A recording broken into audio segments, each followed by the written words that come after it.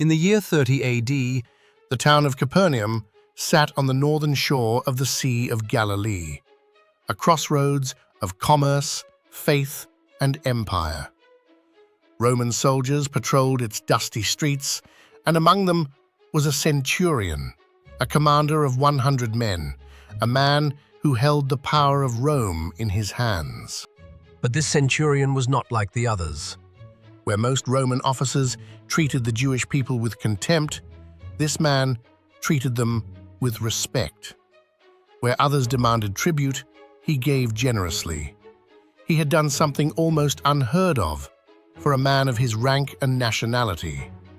He had built the Jewish people their synagogue with his own wealth, from his own initiative.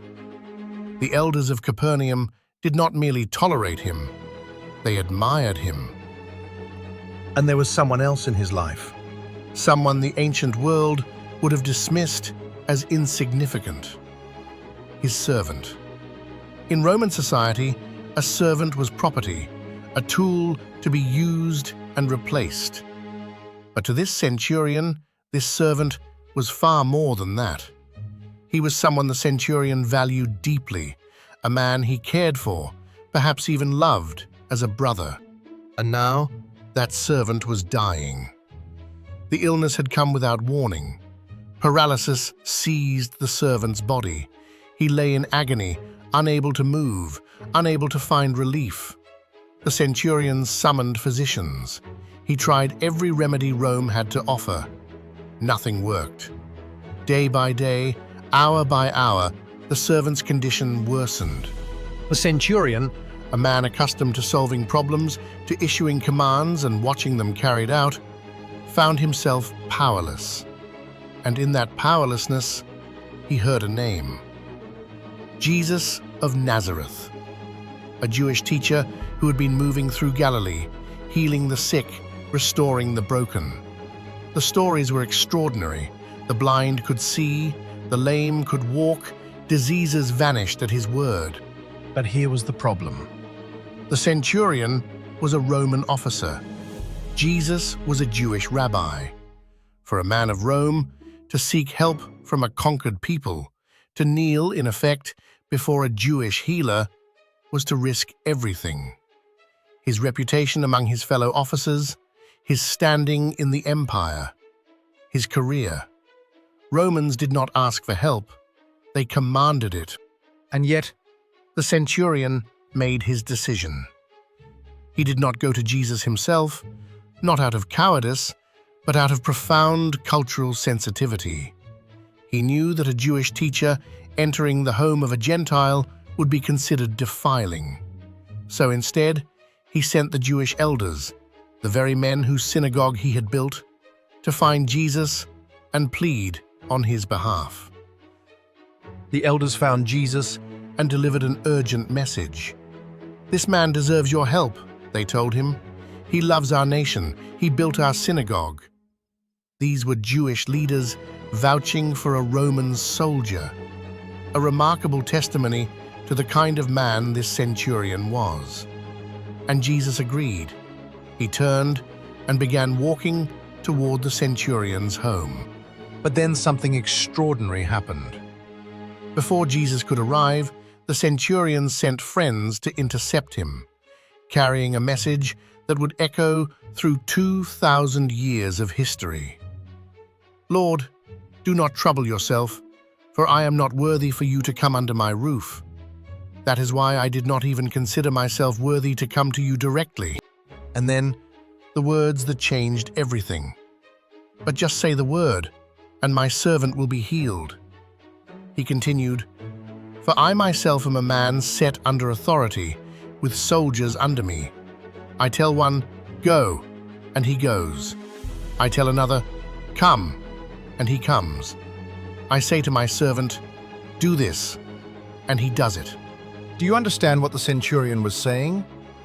He was a man who lived within a chain of command. He understood that when someone with genuine authority speaks, reality obeys. And he recognized, with stunning clarity, that Jesus held that kind of authority, not over soldiers, not over servants, over sickness, over death, over the very fabric of creation. He was saying, "You do not need to be physically present. Your word alone is enough."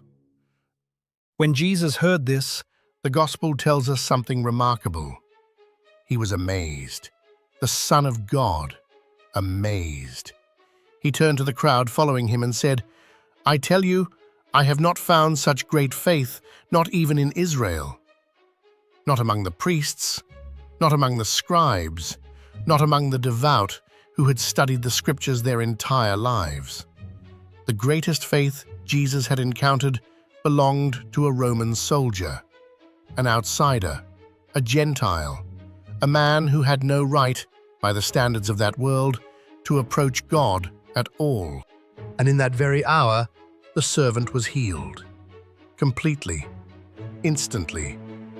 Those who returned to the centurion's house found the servant restored, the paralysis gone, the suffering ended, as though it had never been.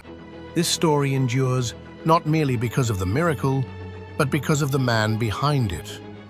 Consider what made the centurion extraordinary.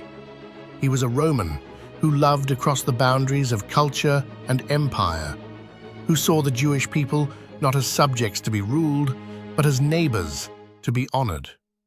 He was a soldier who understood spiritual authority, who grasped instinctively what theologians would spend centuries trying to articulate: that the power of God is not limited by distance or circumstance.